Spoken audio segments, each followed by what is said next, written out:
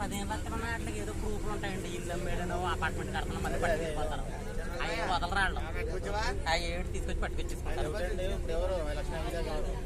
అవి ఎవరండి అయినా అందులో సగం దిగేస్తారు, సగం వస్తారు, ఒక 5 లక్షలు దిగేస్తారు.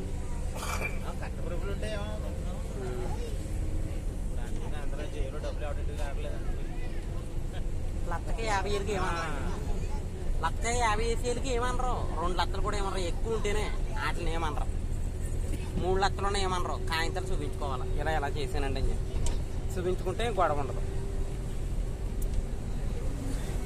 ఇంకొక 10 రోజులు అంతే, ఉత్తప్పుడు బోర్డు వెళ్ళిపోతాయి